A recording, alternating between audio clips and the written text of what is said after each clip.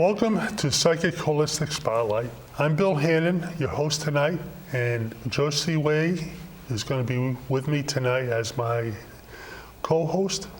We're going to be interviewing Theresa Schraftt from Chatham, Mass. And it's great that she was able to make it back and we were able to spend some more time with her. We have very interesting items that we were talking about concerning different types of meditations, past life regressions, even maybe some 9/11 issues. So, Theresa, it's great to see you again. Thank you very much for making the trip. Thank you for having me. Yeah, that's great. So we touched bases before on the different aspects of the mediumship and how you were basically born with a gift. But one of the things that came up in our last show had to do with things such as like transcendental meditation, silver mind control, and other types of meditation to more or less just get you in that frame of mind where you're able to just relax and get information.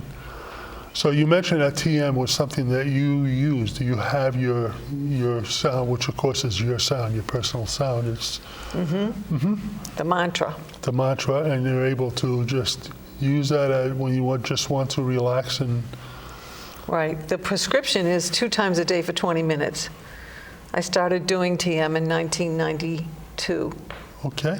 I learned it at Deepak Chopra's center it's in Massachusetts, and I'm trying to think of the name of the place now. It'll come back. Kapala? No. It'll come back to me, Okay. I think. Anyway, that's where I was trained. Right. Under, in that milieu, if you will. So, and then I learned a ton of Ayurvedic stuff as well. And, but as I was listening to you, I'm reminded about a 12-step program, they talk about prayer and meditation. And having done much of both, they really are truly the same. So if you don't want to sit and meditate, if you just keep saying a prayer over and over and over again, believe me, it'll take you places. So same. And and that's how you can just get into the groove and get into the space there, right, where you're able to receive information. Clean out your stuff. Right, that and the dreams. The dream world. Right. Okay, so I'm going to ask you to expand on that because, yes, sometimes I have dreams. Sometimes I remember them when I wake up, but usually 2 or 3 minutes later I'll forget them. You have to write it. Yeah. And as you write it, you will remember more. And for the people who say, I don't remember it, if you keep writing it, you'll remember more and more every day. You just train yourself to do that. Okay. And Edgar Cayce says, everything that happens, you've already dreamt. That's my experience. And he also says, an uninterpreted dream is an unopened letter from heaven. Wow. That's how powerful the dreams are. Right. Well, And that's what I'm often guided to tell people when I do readings is about do the dream work, because you're going to do something just because some psychic tells you to do it. I mean, I would hope not. But it's, all the answers are inside. And usually for me, when I get readings, it's like a good reading only validates what I already know. Right. Yep. And Or like you say, a previous dream. Right. Yes. In fact, the Native Americans believe that dream time is the real time, and that when you're here, you're just more or less repeating the dream, sharing it with other people. Yeah. That's true. Very interesting. So how did you say you took it mid-'80s, the TM? Lancaster, Massachusetts. That's where Okay. Deepak Chopra started the center. Okay. Yes. Yeah, that was 1992. Okay. Good. And that's a core of, that's a core for them, is the TM. Okay. And then they would teach you all this other stuff as well. Very good. Very good. I always found it interesting listening to the Maharishi talk about how he brought TM and he was sharing it with people and giving it away free and holding seminars and teaching people how to do it. And people weren't coming, people weren't really participating, they weren't really practicing, and somebody told them, well, if you're giving it away, they don't think it's worth anything. You know, you got to charge them. And this way, when they're putting the money down to them, in their mind, they're going to do it because they don't want to waste their money. And that's one reason why eventually it started taking off in the late 80s and early 90s like that. Interesting. Well, when I studied, I paid a lot of money. Yes. But so I hadn't heard that piece, but I heard that when I was studying Reiki, about not giving it away because Right. of the same rationale. Dr. Usui, same thing. He was down in the ghettos healing people and stuff like this, and the same people would come back 2-3 weeks later just drunk again or maladies and stuff like this because they really didn't hold it as anything valuable. But once they started charging for it, and now people say, wow, there must be something to this. You know, let's go check it out. Let's do it. And yeah, that was, again, that's a path I've taken as well.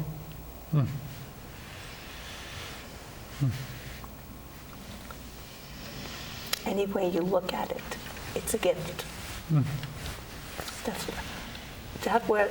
That's what's brought me to here. I finally realized that everything we experience is a gift. And we can share that with everyone.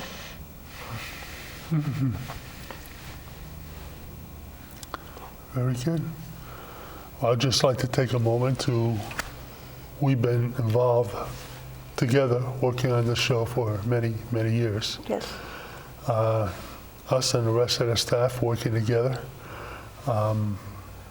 And you shared with us that because of your arrangements with as far as transportation and stuff like that, that you're actually going to be stepping back and just making cameo appearances every now and then.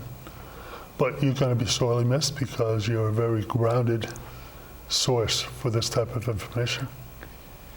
Well,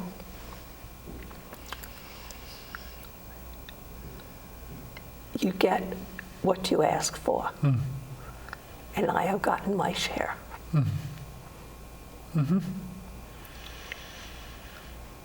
Very good. You know, when I say I play with the angels, I do. Yeah. How many people get to say that? That's right.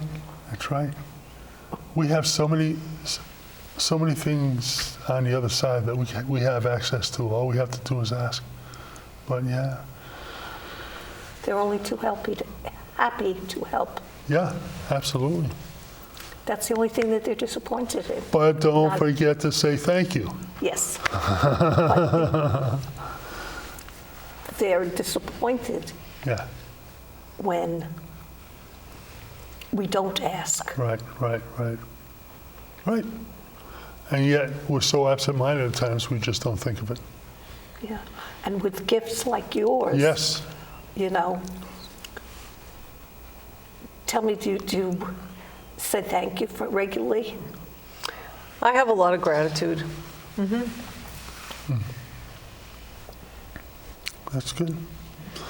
Yeah. Now, do you do anything else besides this work? I do so much that when I try to answer that question, I hear the answers for about a week. And this, and this, that. Yeah. My background is nursing. I'm a trained homeopath, so it's all about healing.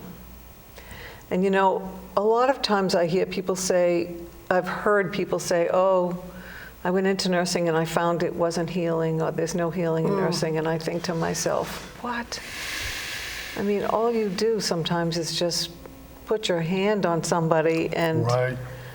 you know, it's just, I just had a procedure done recently, and, you know, the kindness that was extended to me, that's healing, you know? And when I hear people say that, I think, well, I don't understand what you're talking about. I just don't, because it's not true. It just isn't. Anyway, that's Right. their experience. I can't take them. That's right. Well, a lot of people, Take they it go from in them. for something that's steady, something that's a job, something that's going to get them through the life, you know, and yet you'll have other people that step back as a third person and look at the whole picture and realize how you, just by speaking a few kind words that day is all you need to do. Yes. So, And it is angel work, you know, speaking of angels. And many, many times I've had 9/11 encounters with angels. a 9/11. huge gathering. Yes, 9/11. Yeah. There were lots of angels around that day.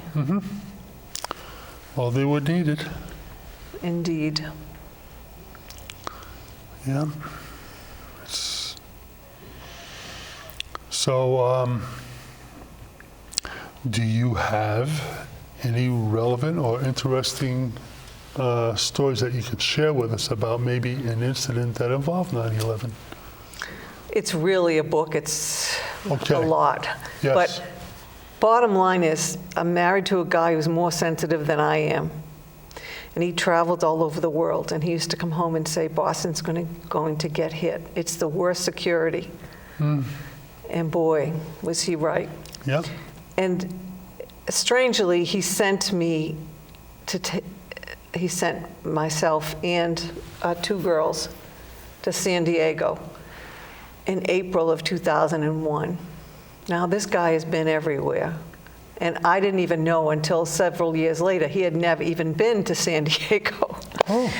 So it was so strange, but it wasn't, because I know on that plane that some of the hijackers were there. And it was absolutely terrifying for me. I don't want to get into it all because it's just so scary. Yes. Right. But, and I relived it when I was studying with Tony Stockwell at the Journey Within, which I couldn't remember the name of, and I was informed, yeah. So, yeah, it's like what happened in that plane was so scary and so powerful. I never talked about it until after I had the experience with Tony Stockwell, and then I shared it with some friends. But yeah, I was just like, my husband was picking up on it, and then he just put me right in the scene of it. And I know damn well there were hijackers on that plane, because we flew from San Diego to Boston, and that's what they did. They did the dry runs. It took me 2 years to figure that out. I was multitasking, and I saw the headline in the Boston Globe, and I was like, oh my God, that's what happened. And I had this very powerful dream the night before, and I couldn't put it together. And at that time, I was doing a Reiki Master's course with John Harvey Gray. Oh, yeah, I knew he's you were my gonna. teacher. I knew you were gonna. I knew that. And yeah, and so and I told my dream, and there were a bunch of nurses in the class, and one of the nurses said one of the ER docs had the exact same dream. And it was just, oh, it was just, I could go on. And then eventually I read some stories about other people that had had the premonitions that was put together by Rhine, the daughter of Rhine, the Rhine who started the institute that was connected to Duke University back in the day.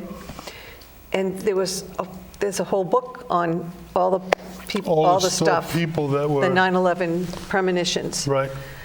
And yeah. So, and then one of the other interesting things that happens to me, I was only in Manhattan once before 9/11. So right afterwards, I was there in the week between, it was after Christmas but before New Year's. And the people that jumped came to me. Oh, And I was there once or twice after that, and the same thing happened. And I'd get away, I'd be totally forget about it, then I'd check Sure. into the hotel, and all of a sudden they would be in the room with me, and I'd be like, oh yeah, that's right, this is what happens. I'm not really sure about why those souls connect with me so strongly.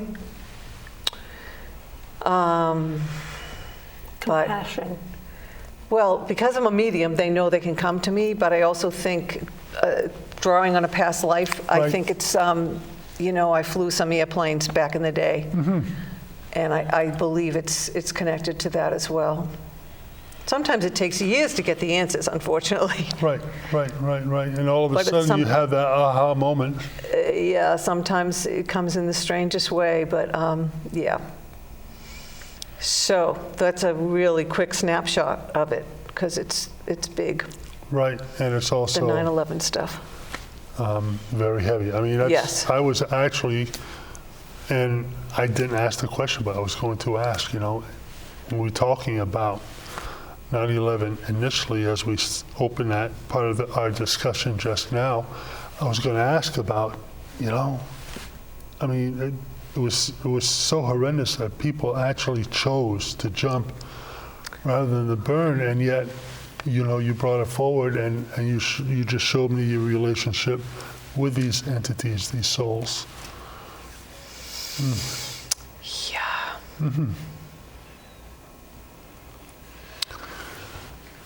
So one of the things I was thinking about before now, and we touched on, of course, on the TM and how you were able to basically just go to a place. I mean, a lot of people, the Buddhists have the beads, the Catholics have the rosaries, Do you find any other type of place that you can sit and just be by yourself that kind of opens? Because we have people that watch this show and wondering, what can I do? I mean, these people that were watching, it's obviously it's something that's real, but Find a church. why can you do it and I can't? So what I'm hearing is find a church. And as I said, I live in Chatham, but there's a church, it's a Catholic church, and I was brought up Catholic. There's a Catholic church in Harwich, and I should remember the name of it, but anyway, it has a lot of Blessed Mother energy in it. It's so strong. That's good. And it's open all the time. It's open like 9 to 4 or something, which most churches aren't anymore, unfortunately. And so the first time I went in there, I was like, oh my God, I have never felt the Blessed Mother energy anywhere else this strong, except in Cairo. And that's another story where the Blessed Mother put out a fire in this Coptic church in Cairo. And that was 92 as well when I went there. So eventually I meet one of the caretakers, Mr. McSweeney, at this church. And I find out he's been to Medjugorje, I don't know, 37, 38, 39 times, something like that.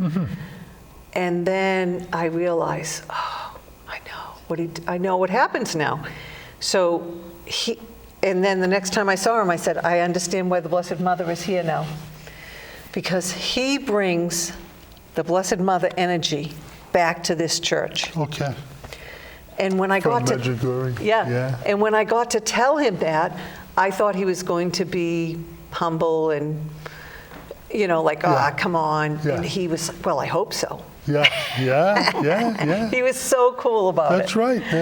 Yeah. That's So great. that's why when you were asking that question, like, what can you do? That's why I was hearing find a church, because I have found that church. And I happen to need a lot of healing right now. And when I go by that church, I don't go when anyone else is there. And I just stopped by there the other day, and I'll probably get in big trouble for this, but a lot of times I stand across from the different statues. If their hands are like this, I That's stand right. like this. But the other day, I walked right up to the statue and I put my hands right in that statue's hands. It was a Sacred Heart statue. And boy, I can't explain what happened, but something happened. Like the eyes became real and this whole thing went, and I was just like, okay, all right, you know. And yeah, so that's why I said, so, you know, you just have to find your own place. Right. You know, like I was hearing find a church when you said that because I was guided to tell that story, but if you search, you will find like this healing place for you, whether it's in your bedroom or in your yard or in your shed. And of course, you know, when you live in a beautiful place, it's not hard to find. Yeah, Right. a lot of people find that connection with water. Yes. You know, it could be an ocean or a stream, but a lot of people find that connection. Anywhere in nature. Well, there's a lot of active dynamics with water, even, especially moving water, you know, and there's spiritual energy and, you know, natural connections. Right, it's very interesting. You talking about angels, you know, it's the angelic realm. There are so many different levels of angels that have so many different things that they do, but all you have to do is ask, you know. And we attract them to us. If we're interested in them, they're interested in us. Yeah. Good. And one of the things I used to say is, I'm so lucky I get to work with angels. And people usually will say, well, yeah. And I'll say, well, it's not just that I believe in angels. Yeah. It's that they believe in me. Yeah. That's very good. I believe in all of us. Well, there are books out there that you can, you know, come across, basically, you know, connect with your angels, you know, and it's, you know, most of these books are relatively, you know, 50, 80 pages long, you know, relatively. They're not too long. Right. But some of the things that they suggest are right on the money as far as creating that space, that environment. Just talk. You know? Yeah, well, many years ago, I wasn't sure what meditation was. And people started giving me different definitions. I finally found the one I liked. Meditation is talking to God. Yeah. And listening to God. Right. Well, that's basically how the Our Father came about. Master, you're always speaking to God. You're always talking to Him. But all they had were these prayers that they say all the time at the synagogue, because basically most of them were Jewish men. Yeah. And then They don't connect you. Right, and they don't connect you. I know. Right, I I know was you know. raised Jewish. I know. But the thing is, he said, just speak to the Father like you're speaking to me. You know? And that's it. You know? Yeah. Just have a conversation. Have a conversation with your angels. You have more than one. You know? Yeah. So. And whenever I encounter people who have gifts, I love to get on the subject of gratitude and, Right. you know, enjoying our gifts. Right. And how long did we fight them? Right, that's right. And we don't even realize we're fighting them. Yeah. So Theresa, could you share with us a way that people can get in touch with you? You know, maybe a phone number or a website? Sure. So phone number 508-237-5468. I'll repeat it, 508-237-5468. Very good. Very good. So we find that by opening ourselves up to different guests, and we have an idea what we're talking about, and then every now and then, they share something else with us that's, we weren't expecting, and you said that you delve into other things as well as, helping souls get relief, through authorities or whatnot. But what about children? When you work with people, how does a child come across to you at times? Are you talking about children in the spirit world? In the spirit world, yes.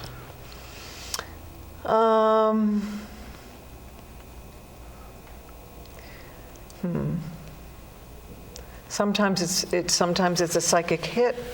Sometimes I pick it up from a tarot card. Sometimes it comes, as I talked about it earlier, with Abraham Lincoln shows up. That's right. That's true. Abraham Lincoln, Right. who lost 2 children. I get a lot of babies. It comes in different ways. Sometimes I'll hear a name. Sometimes I'll see a situation. It just comes in different ways. Right. Yeah. Right. Absolutely. Sure. And again, it's I appreciate your spending time with us and sharing the different approaches as to you and some of your studies and whatnot over the years across the ocean, the pond, and over here in the United States.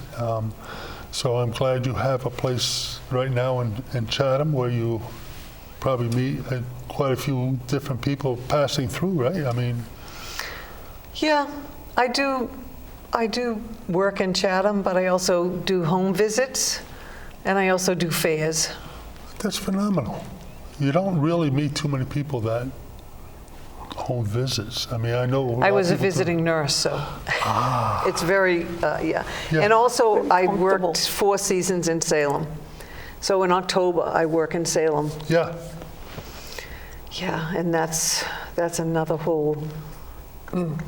Whole different atmosphere. It's another whole universe. Right. Yeah. It's unbelievable. Right. Yeah, The people who show up there for readings and for 15 minutes, and the stuff that comes up in 15 minutes, oh my God. A lot of healing. Oh, it's awful because I feel, you need it an hour and you have 15 minutes. Yeah. I send them to a garden or a church. Yeah. Yeah. It's crazy. Yeah. Well, this is how we get insight, by talking like we are right now with people who have experience. And it's interesting that you mentioned Salem for the month of October. My youngest granddaughter is born on October 31st. Oh, that's cool. And she just has such a hoot with it. Oh, I bet. Oh, yeah. So, it's That's very great. interesting. Yeah, 10 years old. She's just at that age where, That's great. yeah. I have a friend who was born on Halloween, and she had pumpkin. She's in spirit now. Hi, Jan. She had pumpkin red hair, pumpkin orange hair. Crazy. Yeah. So a bit of that Gaelic influence coming through? Gaelic was my first language. Wow. Oh, yeah. That's very good. I think that's a part of what makes me so psychic, too, is like trying to learn Yes, the other language. right. Because they would speak Gaelic if they didn't want me to know what they were talking about. Oh. And so it just made me have to reach and stretch. Yeah. Yeah.